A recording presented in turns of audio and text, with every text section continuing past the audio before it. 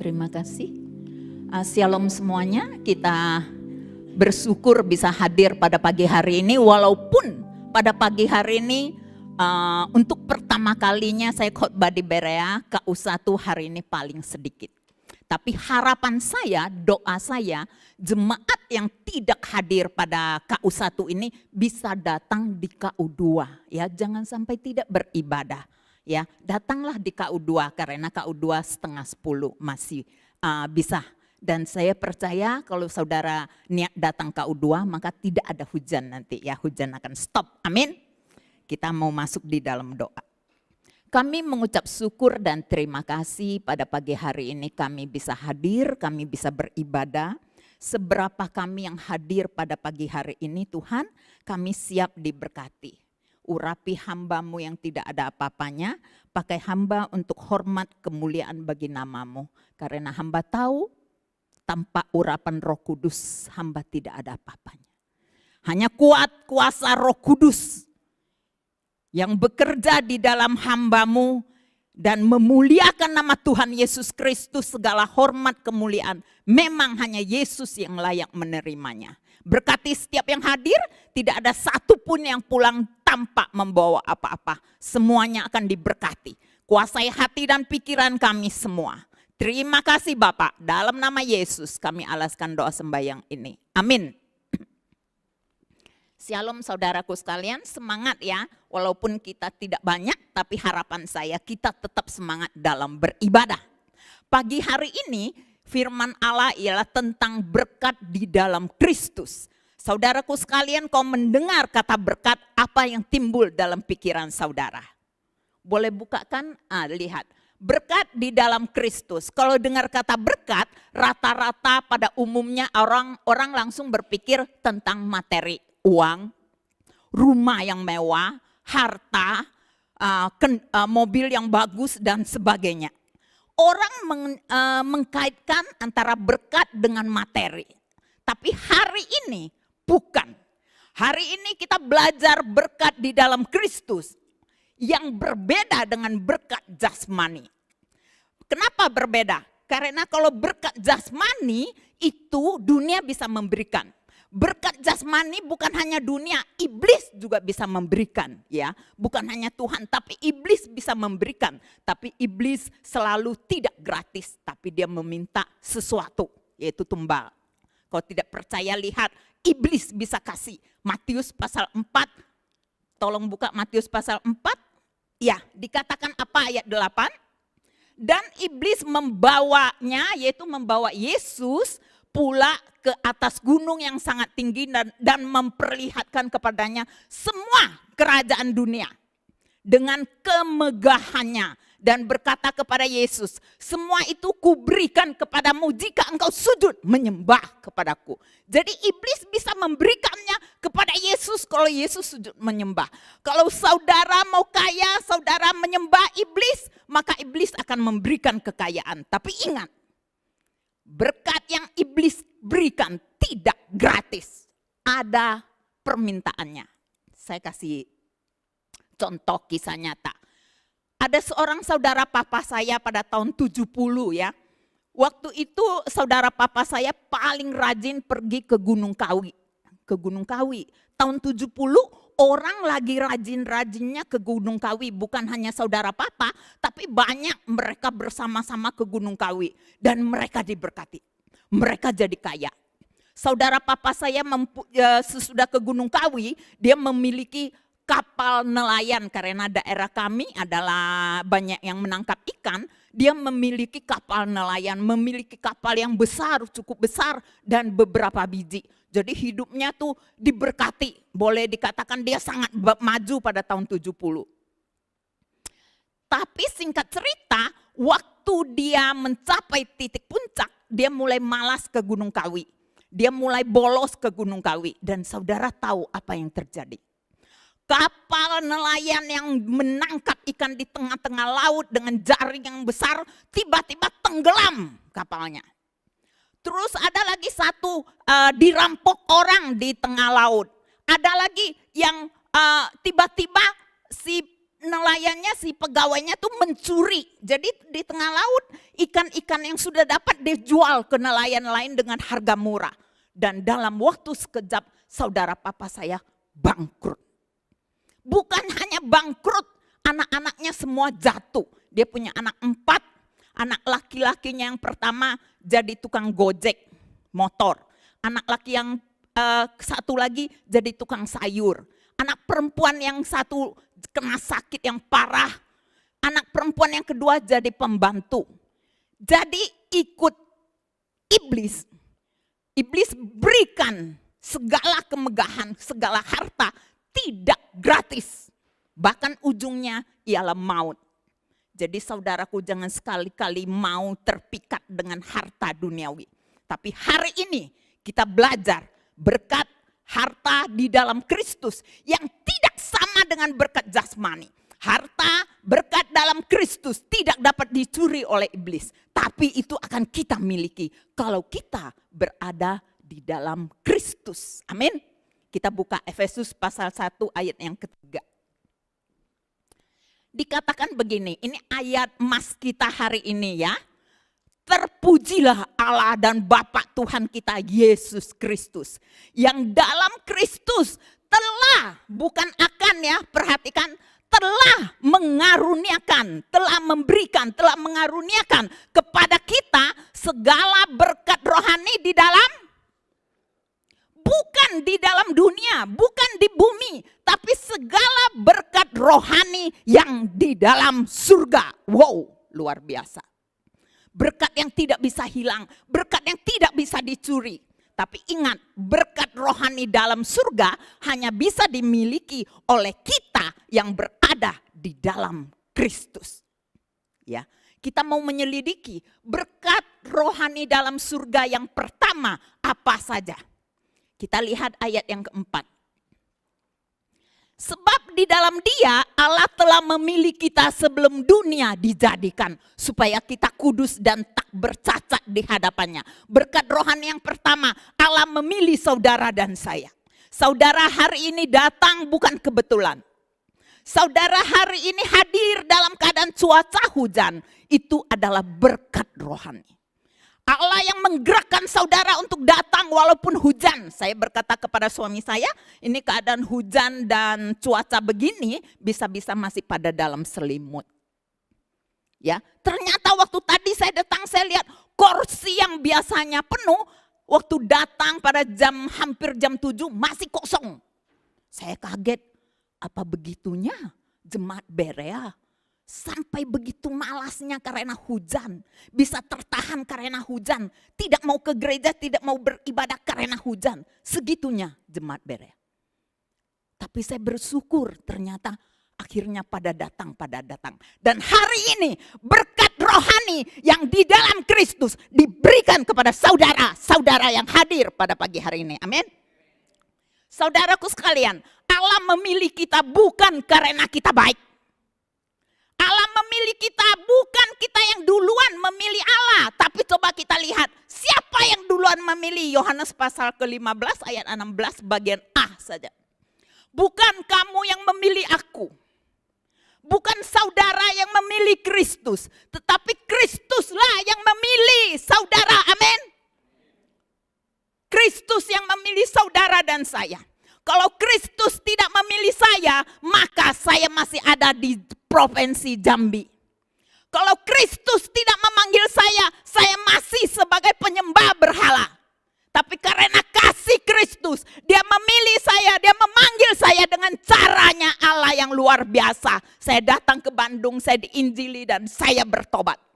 Itu semuanya karena Allah sudah tentukan, dikatakan dalam firman Allah. Allah memilih kita sebelum dunia dijadikan, sebelum saudara lahir, sebelum saudara ada dalam rahim ibu saudara. Allah sudah pilih saudara. Allah sudah tentukan engkau sebagai anaknya. Kita bersyukur. Luar biasa Allah kita. Luar biasa kasihnya kepada kita. Itu yang pertama.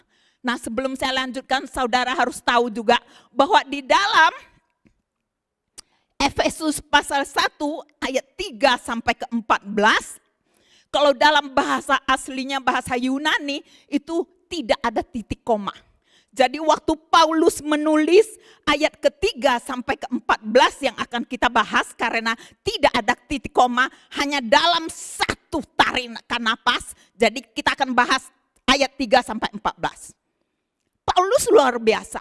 Kalau kita di bahasa Indonesia ada titik koma, tapi tidak di bahasa aslinya. Itu satu tarikan napas dari ayat 3 sampai 14. Coba saudara praktekkan sendiri. Sebelum saya menyampaikan firman Allah kemarin, saya coba apa yang dikatakan satu tarikan napas ayat 3 sampai 14. Jadi saya baca mulai dari ayat 3 dulu, baca sampai ayat 14. Ngos-ngosan. Di tengah-tengahnya saya terpaksa berhenti dan tarik napas. Capek. Ayat 3 sampai 14. Tapi intinya yang kita dapat. Bahwa yang pertama berkat rohani yang kita dapat. Bahwa kita dipilih Allah. Berkat rohani yang kedua. Kita lanjut ke ayat yang kelima. Ini berkat rohani yang kedua. Ayat kelima. Efesus 1, 5 dan 6. Dalam kasih ia telah menentukan kita. Dari semula oleh Yesus Kristus untuk menjadi apa? Anak-anaknya. Anak siapa? Suaranya kok kecil. Menjadi anak siapa? Amin. Menjadi anak Kristus sesuai dengan kerelaan kehendak Allah. Ya, kita ditentukan untuk menjadi anak Allah. Supaya terpujilah kasih karunia-Nya yang mulia. Yang dikaruniakannya kepada kita di dalam. Ingat, selalu ada kata di dalam dia. Saudara kau baca Efesus pasal 3, selalu katakan di dalam dia, di dalam Kristus, di dalam Yesus. Selalu ada. Jadi berkat rohani hari ini ialah buat kita yang berada di dalam Kristus. Bukan di luar Kristus. Orang yang di luar Kristus tidak mendapatkan berkat rohani yang ada di dalam surga. Berkat rohani yang ada di dalam surga hanya buat saudara dan saya yang berada di dalam Kristus. Yang berkat rohani kedua ialah kita ditentukan menjadi anak-anaknya. Apa hebatnya kita? Luar biasanya kita. Dari sekian juta orang, dari sekian miliar orang, kita dipilih dan ditentukan menjadi anak-anak Allah. Amin. Bukan karena saudara baik. Bukan karena saudara kaya, bukan karena saudara pintar, saudara dipilih jadi anaknya, bukan. Tapi karena kasihnya. Status kita dinaikkan dari orang yang berdosa menjadi anak Allah yang dikasihinya. Kita lihat orang seringkali bangga dengan status manusia ya, sering bangga dengan statusnya. Kalau dia anak konglomerat, dia anak presiden, dia anak pejabat, bangganya luar biasa. Dan orang sekitarnya juga bangga kalau ketemu dengan anak presiden, maka dia akan bilang, foto bersama yuk. Langsung dipasang ke media, pasang ke YouTube, ke IG. Wow, betapa bangganya. Ya, waktu adik saya, dia kebetulan waktu itu di Jakarta, di Central Park. Dia ketemu, enggak sengaja ketemu dengan itu yang pinter, yang kaya, pengacara yang selalu tangannya gini-gini. Hotman Paris. Adik saya lihat orang pada foto, adik saya deketin. Foto Hotman Paris. Kirim ke kami di grup. Wah, bangga dia, bangga sampai berapa biji dia kirim. Kata saya, ngobrol nggak? Wah, dia lagi sibuk. Bangga hanya sekedar foto. Kalau kita lihat ke restoran, saya pernah ke restoran Sunda. Itu restoran Sundanya didatangin oleh orang-orang pejabat dan oleh artis. Wow, restoran Sunda itu dipasang dengan berbagai macam foto dari pejabat sampai kepada artis-artis. Kita keliling liatin, banyak sekali. Bangga. Tapi pernahkah saudara bangga bahwa saudara diangkat menjadi anak-anak Allah? Bukan anak presiden, tapi anak Allah. Pencipta langit dan bumi. Saudara bangga nggak menjadi anak Allah? Siapa saudara? Bisa bisa diangkat jadi anak Allah? Siapa? Coba tepuk dada, saya bangga jadi anak Allah. Yang tidak tepuk dada bukan anak Allah. Siapa yang tadi tidak tepuk dada? Ya? Coba lihat kiri kanan, tadi ada yang tidak tepuk dada nggak? Berarti dia bukan anak Allah. Kita bangga menjadi anak Allah. Status kita bukan anak manusia biasa. Tapi kalau orang tanya, saya adalah anak Allah. Hanya anak Allah lah yang bisa menerima berkat rohani di dalam surga. Contoh satu lagi. Kalau kita ke sebuah komplek perumahan mewah, waktu mobil kita masuk, tidak akan diizinkan. Kita akan ditanya, cari siapa? Kalau tidak, sedikitnya satpam itu akan minta apa kepada kita? KTP. Tinggalkan KTP, nanti pulang baru bisa ambil. Ya. Tapi coba kita datang ke satu komplek mewah. Di dalam kita ikut pemilik. Jadi pemilik komplek mewah itu dia di depan, kita duduk di belakang. Waktu masuk, ada nggak satpam yang longok ke dalam pintu ngomong, kamu bukan penghuni sini, keluar, ada nggak? Tidak ada. Kenapa? Karena ada pemilik penghuninya yang duduk di depan. Jadi dia mempunyai akses untuk masuk. Kita yang ikut dalam mobil, kita bebas. Kita boleh masuk, menikmati fasilitas di dalam komplek, boleh renang, boleh menikmati rumah orang yang kita ikuti, bisa kan? Nah, demikian dengan kita. Kalau kita ada di dalam Kristus, maka apa yang di dalam Kristus, apa yang ada dalam Kristus, apa yang ada di dalam surga, kita bisa masuk dengan bebas. Amin. Karena kita ada di dalam Kristus. Ya, berkat yang kedua, kita diangkat menjadi anak Allah. Yang ketiga, lanjut. Kita coba baca dulu. Saya pengen baca 1 Yohanes pasal 3 ayat yang ke-1. Kita coba baca ayat ini. Saya senang dengan ayat ini. Lihatlah betapa besarnya kasih yang dikaruniakan Bapa kepada kita. Sehingga kita disebut anak-anak Allah. Jadi kita harus bangga kasih Allah yang membuat kita dipanggil, disebut anak-anak Allah. Dan memang kita adalah anak-anak Allah. Karena itu dunia tidak mengenal kita. Dunia tidak mengenal kita, dunia tidak mau bergaul dengan orang yang di dalam Kristus. Sebab dunia tidak mengenal dia. Coba kita lihat 1 Yohanes 1 ayat yang 12. Yohanes 1 ayat 12, ya dikatakan, tetapi semua orang yang menerimanya, menerima Yesus, diberinya kuasa, hak menjadi anak-anak Allah. Yaitu mereka yang percaya dalam namanya. Jadi saudara mau menjadi anak-anak Allah. Saudara diberikan kuasa kalau saudara percaya di dalam nama Yesus Kristus. Amin. Kalau saudara tidak percaya, saudara tidak hidup di dalam Kristus, maka jangan berani sebut saudara adalah anak Allah. Kalau mempunyai predikat status anak Allah, maka di luar kita harus memancarkan kepada semua orang bahwa hidup saya berubah. Perkataan saya, pergaulan saya, semuanya menunjukkan status saya sebagai anak Allah.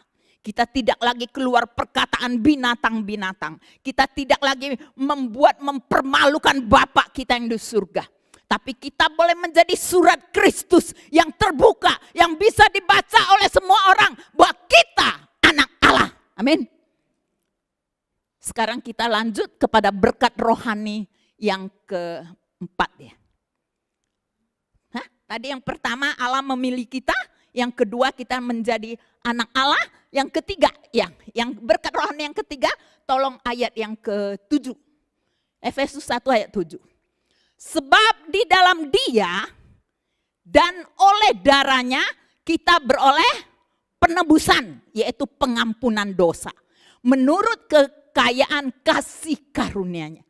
Jadi kita mendapatkan penebusan, pengampunan dosa karena kasih karunia-Nya. Saudaraku sekalian, kenapa penebusan itu sangat penting? Kenapa penebusan itu termasuk berkat rohani di dalam surga? Kenapa? Alasannya satu. Sejak Adam dan Hawa jatuh ke dalam dosa, maka gambar diri manusia sudah rusak. Sudah rusak. Dan Adam dan Hawa tahu. Adam dan Hawa waktu dia jatuh ke dalam dosa, dia sadar. Dia melihat.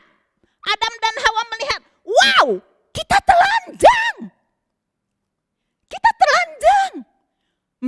Mereka berdua merasa malu dan sembunyi waktu waktu Allah Bapa datang ke taman itu. Pertanyaan saya, apakah sebelumnya mereka tidak telanjang? Telanjang nggak sebelumnya? Kenapa tidak malu? Hah? Saudara kalau telanjang malu nggak? Malu karena saudara sudah jatuh ke dalam dosa. Jadi saudara perlu ada baju yang membungkus. Tapi waktu mereka tidak malu, mereka adalah gambar diri manusia yang sempurna. Karena jatuh ke dalam dosa yang membuat gambar dirinya rusak. Dan mereka melihat ketelanjangan tubuh mereka adalah penuh dengan noda, dengan dosa.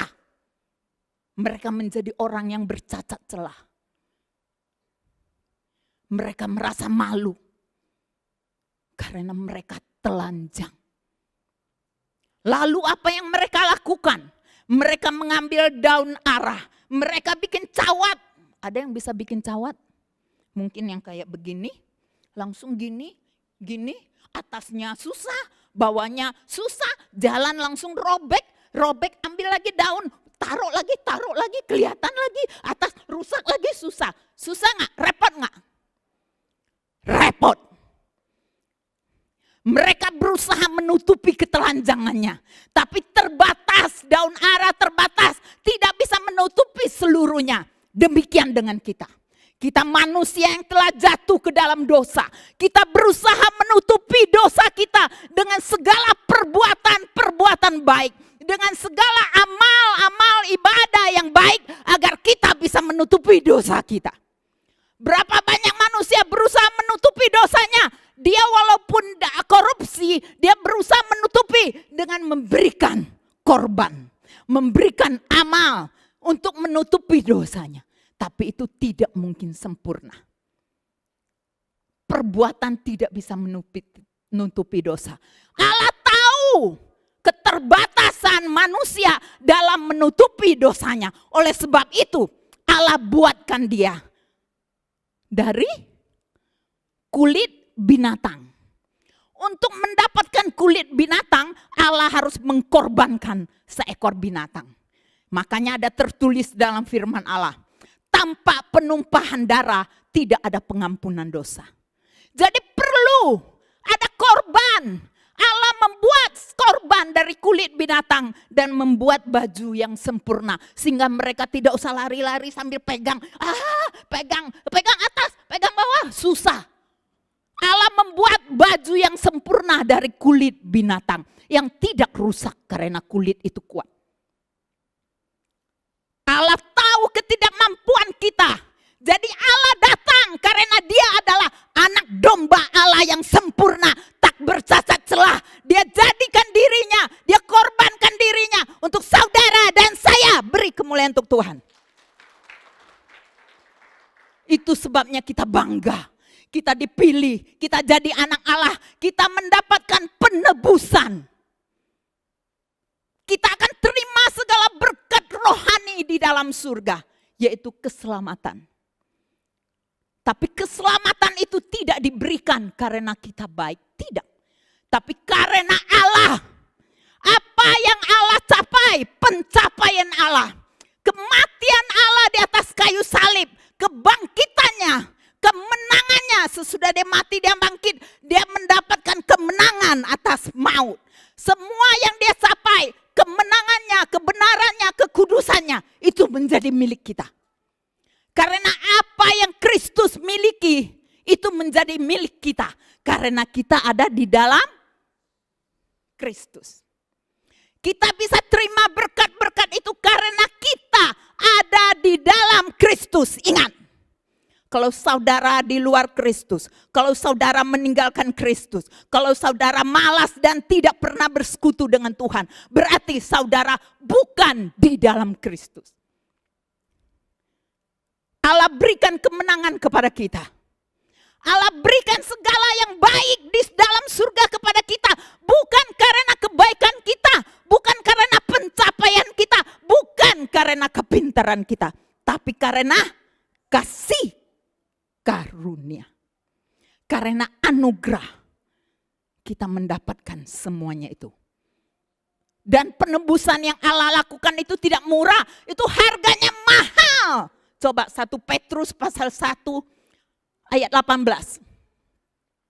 Sebab kamu tahu bahwa kamu telah ditebus dari cara hidupmu yang sia-sia. Jadi perhatikan, yang ditebus oleh Allah adalah hidup kita yang sia-sia.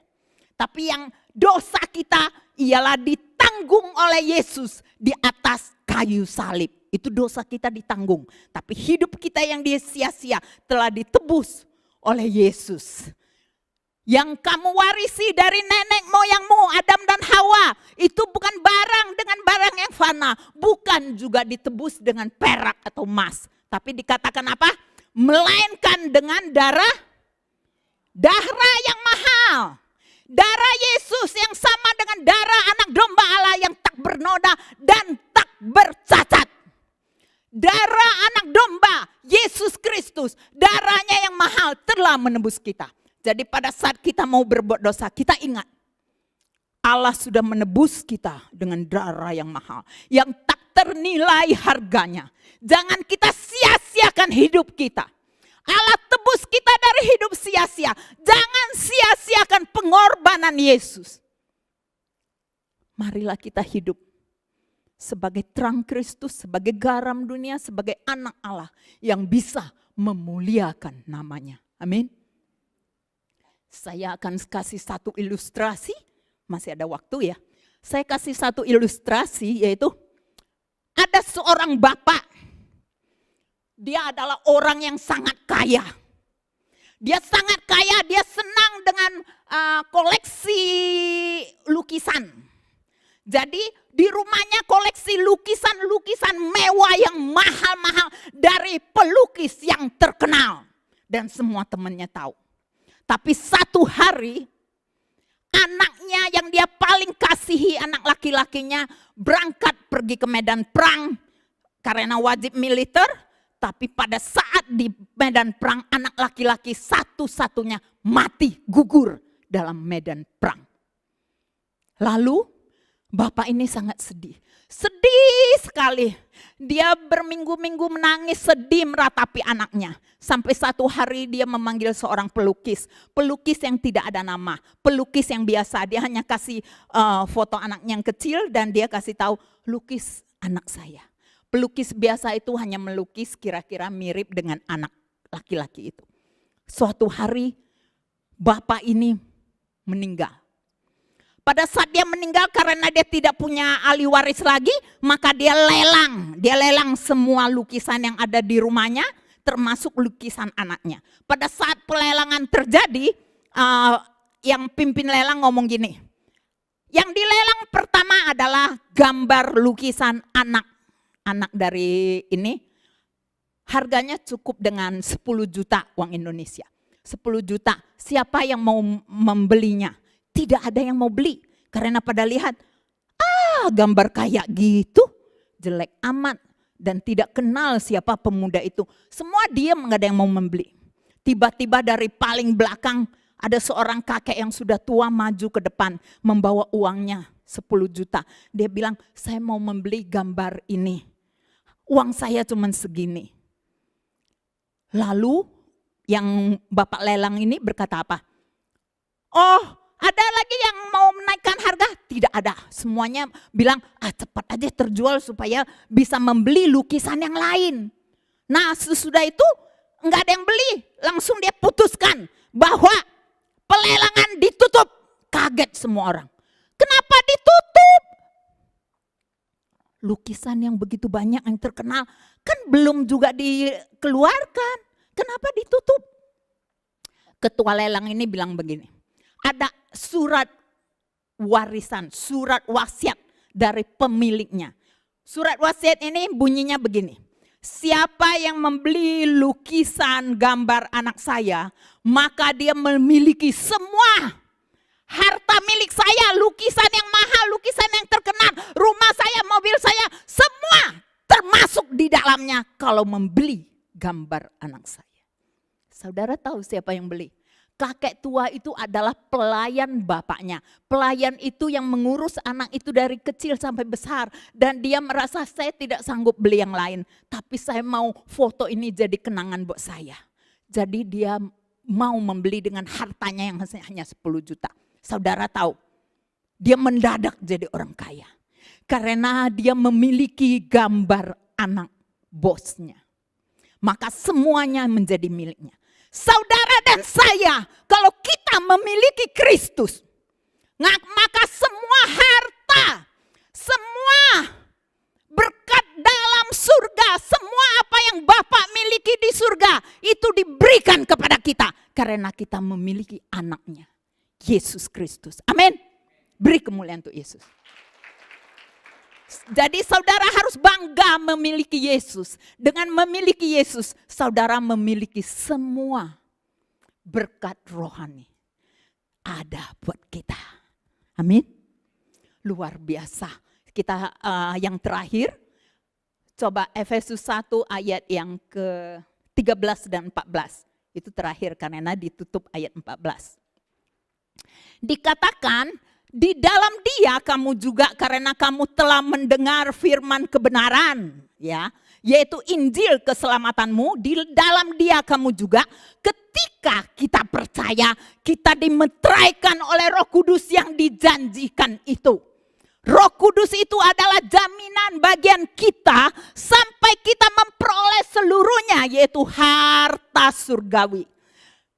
Yaitu penebusan yang menjadikan kita milik Allah untuk memuji kemuliaannya. Jadi yang terakhir ditutup dengan kita, setiap kita yang percaya kepada Allah, yang percaya kepada Yesus. Yesus Allah Bapa kita memberikan Roh Kudus, memeteraikan kita di dalam Roh Kudus. Dan kita sah menjadi milik Kristus. Amin.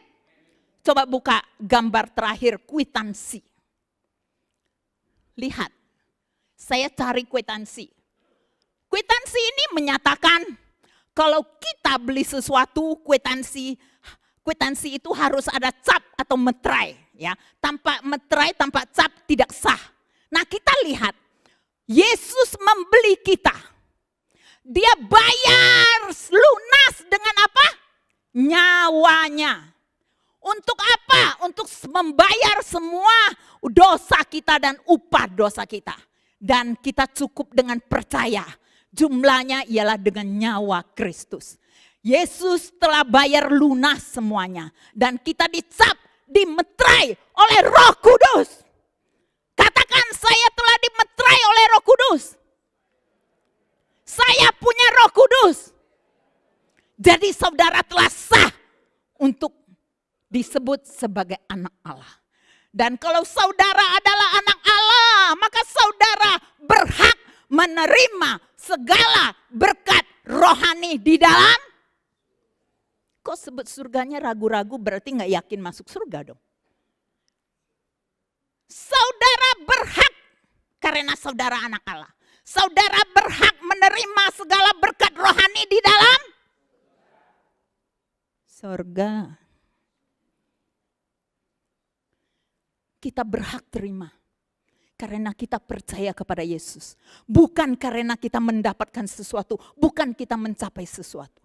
Kemenangan Yesus, kekudusan Yesus, kebenaran Yesus diberikan kepada kita, diperhitungkan kepada kita, diberikan hak kepada kita. Karena kita berada, sekali lagi berada di dalam. Jadi rahasia untuk saudara memperoleh berkat rohani di dalam surga ialah saudara harus di dalam itu. Jangan pernah meninggalkan Yesus. tetap bersama Yesus, kita akan menang sampai nafas terakhir ya. Saya kalau besuk orang yang lagi sekarat, lagi sakit, saya selalu katakan gini, sampai nafas terakhir tetap panggil nama Yesus.